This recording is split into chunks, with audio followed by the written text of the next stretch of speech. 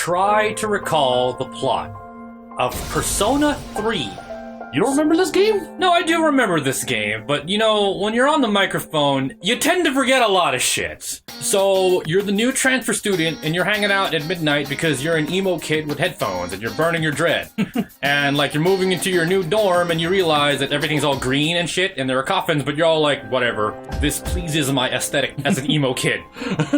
What happens is you get to the registration desk, and you write your name down, but, like, the registration person is not real? Who's checking you in? Some weird kid in, like, fucking prisoner pajamas. So then after you meet Yukari, that's the girl, and she says, hey, go to your room. And you do, and then you, like, go to the next school day, I think, and you get acclimated to your class. Your school is actually on, like, this man-made island called Tatsumi Port Island, and the school is called, fuck, man. Gekko-kan High School. Oh, yeah. So I guess you go home the next night and the weird green shit happens and then monsters attack the dorm and then Yukari and her gun's all like, hey, come with me if you want to live.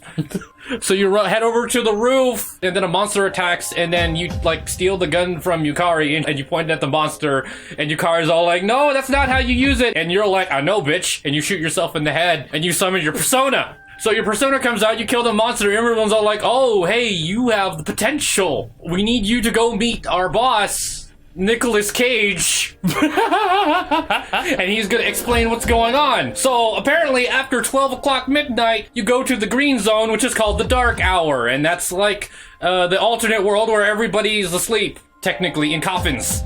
But those with the potential can move around in the dark world, and also, the school turns into a giant fucking tower called Tartarus. So you are kind of forced into this group called the Special Education Execution Squad.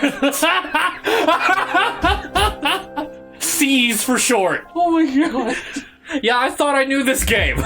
And your job is during the dark hour, you gotta go to the Tartarus and explore the inside. And then at some point you also pick up Junpei, who is like your jealous sidekick. Is all like, how come he's so cool? Because you got the potential to switch personas, which happened at some point. But like, well, oh yeah, every time you go to sleep, you have to sometimes go to the Velvet Room, which is a dimensional elevator where this creepy guy, Igor, tells you, hey, you gotta play the game.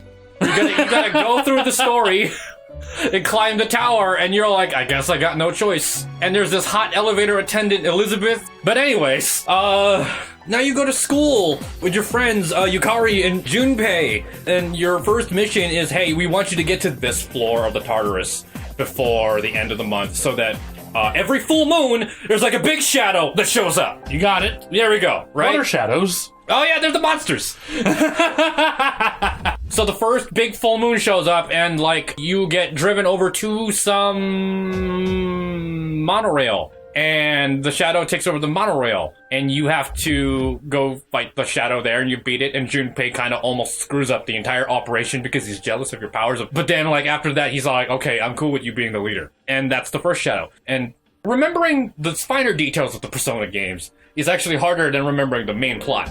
Because as long as you remember which party member you get in what order, it helps you out. Mm-hmm. So next up is Fuuka, right? There's this girl that we want to scout out to join the Special Execution Eliminator Squad. Because she has the potential. But she's being bullied, so you gotta go through some high school drama of some shit. Where you gotta figure out who's bullying Fuuka and beat her up. High school solutions? Yeah. Also, at some point, you have to join, like, clubs and stuff to get social links, because Igor told me to.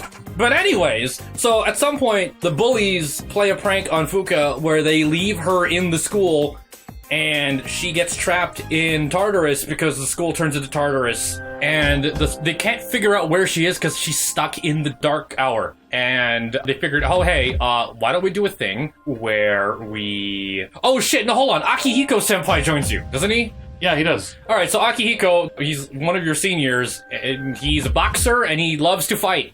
So he joins your party, and you go into Tartarus the same way Fuuka does.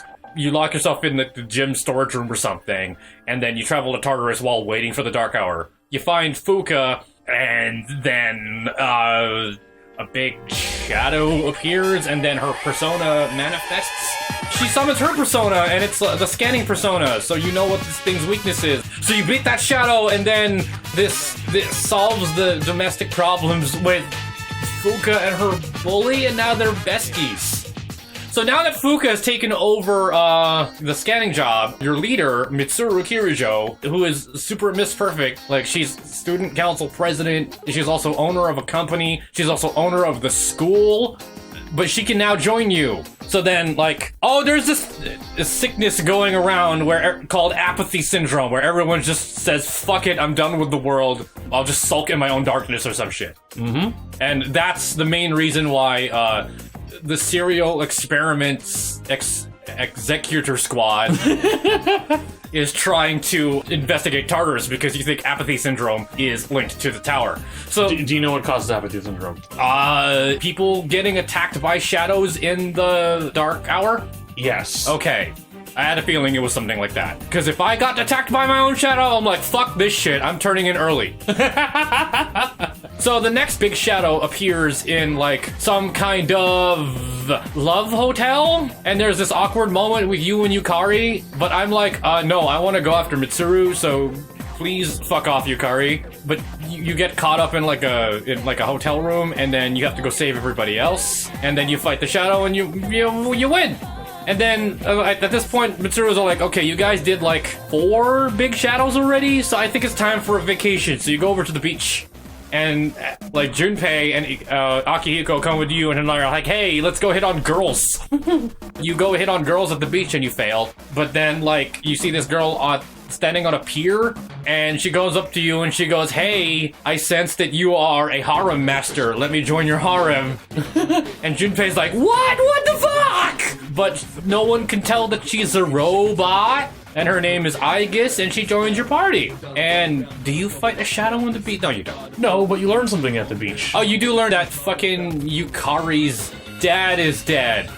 Because of Mitsuru's dad? Yukari's dad was like a researcher at the secret umbrella laboratory that's underneath the school. The Kirijo group was researching shadows, and then the tower appeared because an experiment got wrong, and Yukari's dad died because of that experiment. That's why Yukari and Mitsuru are kind of like, don't like you two. Oh, but this is also that part that gets everybody.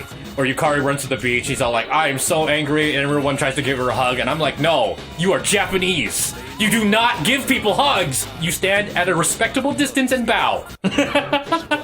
And you comfort Yukari that way. I'm gonna get really confused at this point, because, like, you get a whole bunch of party members all at the same fucking time. You get a dog, which is awesome. This dog has a persona. His name is Koromaru, right? You get this other kid named Kanamada, who also has a persona. Yeah, he's linked to the other character, Shinji, who is Akihiko's buddy, who went off to go do gang things.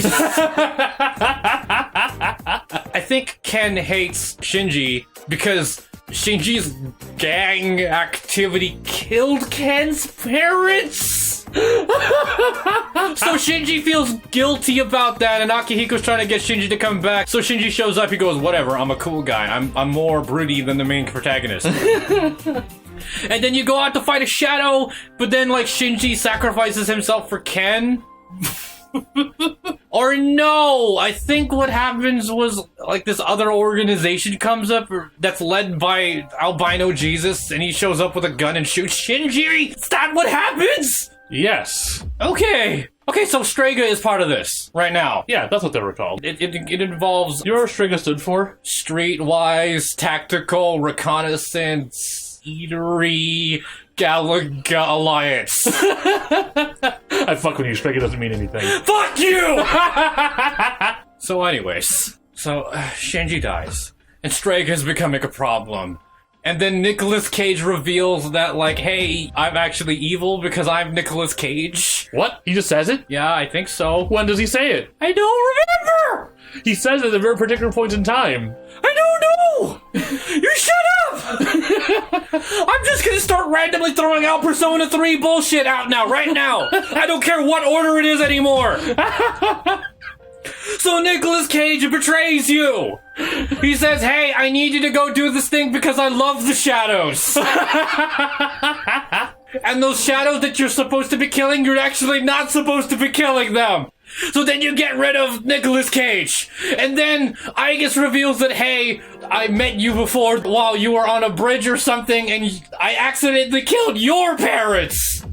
But I saved you from a shadow. What shadow is this? Because this is important. I don't remember which. Is it the shadow of death or something? It's gotta. Everything's related to death. Oh, and then like the fucking prison child that you're talking to in your dreams reveals that Nyx is coming, and Nyx is a fucking like the god of death.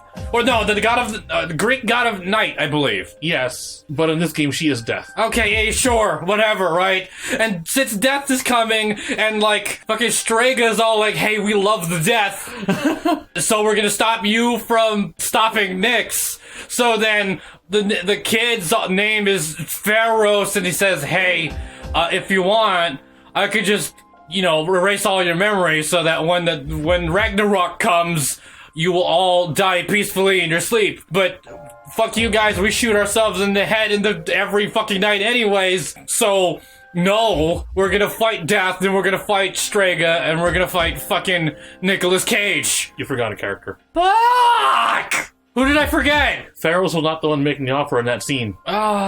Was it Nick's avatar? Do you remember who Pharaoh's eventually turns into and joins you in school? Is it then... wait. Oh, I don't remember. I'm just gonna call him Kaoru Nagisa. So anyways, Kaoru Nagisa shows up in school and he fucking becomes... Ryoji! That's his name! Yeah.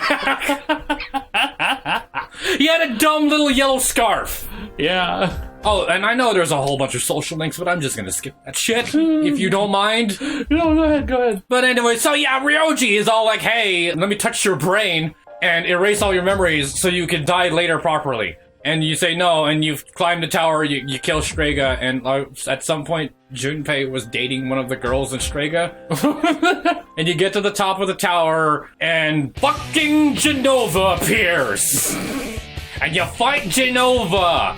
And then you ascend to the fucking death's door, and you see Nick's avatar, and he's taunting you, and he's like constantly trying to like kill you, but you can't die because you are burning your dread. And you do like the ultimate sacrifice where you body block death's door so that death can't come out. And that's the end of Persona 3.